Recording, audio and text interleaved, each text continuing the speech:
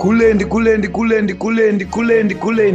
Muri yeZimbabwe ndadzoka zvekare. Pana paita nyaya iri kutemesa vanhu vakawanda musoro, saka ndangoti ndiuye timbotaurirana, but this issue kutaura chokwadi cheko nyaya iyi iri too sensitive and vanhu vakambotira kuda kunoitaura nezvayo, vamwe vazhinji vaizopedzisira vakutonongedzerwa mazita. Nyaya iri kunetsa inyaya yevakomana avo vakunzi vakuuraya mwana uya ainzi Tapiwa Makore. Ipo pacho pana anotonzi Tapiwa Makore senior pane nyaya iyoyi, but pane imwe information yenda kusangana nayo iri kubuda panapa from ava vanozviti sekuru tembo svikiro reguruve vari kukomenda on that issue, vachitaura kuti ivo girazi ravo rine zvariri kutovaudzawo zvakasiyana siyana. Saka ndangoti inini ndiri munhu wekuti nyaya dzevanhu ndodzida, makuhwa ndomada futi, regedza ndiuye since ndiri 1 gig ndinoremerwa, tikaonesana tikatauriranawo pano ameno pamwe zvichida unogona kunge munhu achitaura chokwadi kana kuti asiri kutaura chokwadi, tichazoonesana tichazotaura tanzwa kuti varoda kuti chii. Regedzai tipinde munyaya. Pari kunzi tafadzwa shamba ari innocent panyaya Tapiwa Makore.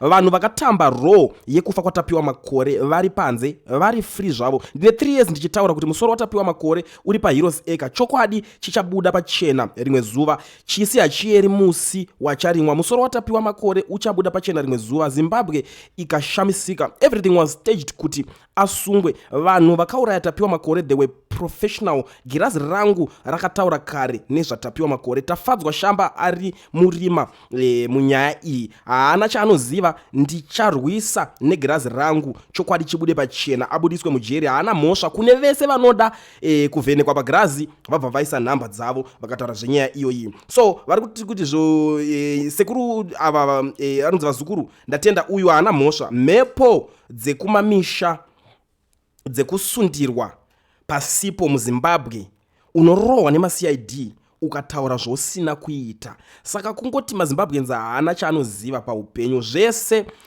zvaitsanangura kuti ndakazomucheka dzaiva nhema, kurohwa. Vakuru Zimbabwe CID inorova kwete zvekutamba. Saka vanhu vakauraya Tapiwa Makore Junior vari free panze apa nekuti hapana pawaicheka musoro wotadza kuziva kune musoro. Ndopo unoona kuti tafadzwa shamba akatorerwa advantage yekuti aneka touch mubrain, akafremerwa nyaya kungoti Zimbabweans are too slow to see things. Unongonzwa nemacomments kuti maZimbabweans vanhu vakaputirwa gumbezu neregime kuti vasaone the reality on the ground. Ndo shoko randiri kuona pano riri kutaurwa nasekuru tembo svikiro reguruve vachikomenda on the issue of Tapiwa Makore. But inini chimwe chinhu hangu chinondinetsa honestly speaking takuona nyaya iyi, because we also have to analyze and tinofanira kushandisa pfungwa dzacho dzatinenge tinadzo kuti saka nguva yese iyi paiitika zvinhu zviya sei sekuru ava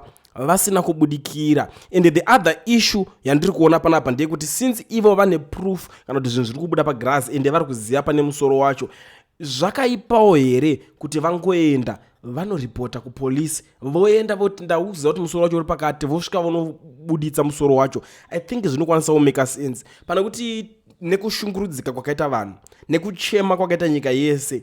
But I'm not here kuti ndinge ndichitaura zvinhu zvakawanda but inogona kunge itori advice wofuti kunani kuna sekuru ava vari kutaura nyaya iyi. Saka ndangoti muri yeZimbabwe ndo mataurirwo zvave kuitwa nyaya yaTapiwa Makore kuna ava sekuru vanozviti sekuru wenhigirikeni. I'm not here to advertise him. I'm not advertising anyone. Ndiri ungorowo munhu wekuti ndangosanganawo nenyaya vachiitaura ndakati zvakakosha kuti ndinge ndichiita se ndichipfurawo nepo ndichitaurawo nezvazvo tinzwewo kuti maonero acho munomaonawo sei, because inini zviri kutadzawo ndibekera sense kuti makore esa paitika zvinhu zvese vatadza ngobudikira vachitati right uyu ari innocent, uyu munhu ane mhosva ndinhingi uya muone glass rangu rirapere, because Zimbabwe yambofika yakaramba kutoona zvinhu pamaglass. I understand, I know zvechokwadi CID zvekunzi inorohwa, inotorohwa zveshuwa, inotorohwa nemabhodhoro mumakumbo, inotorohwa chero nesimbi, mapuranga, zvese izvozvo we know that, but pamwe pachoka panongodawo kungosevha vanhu ka, because at the end of the day vanhu vacho vari kupomedzerwa kunzi vakanhingirikina, tiri kuzonzwa kuti vari kufamba free, but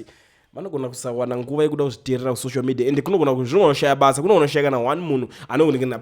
What I think is better, since pari kuzikanwa kuti vanhu vacho vari panze, something must be done kuti aiwa ndinhingi vakaita chinhu ichi. On the issue yekuti anzi zvinomeka sense here kuti monzi madimpira musoro wemunhu mozotadza kuziva kune musoro wacho, nyaya iyoyo yakanetsa iyo.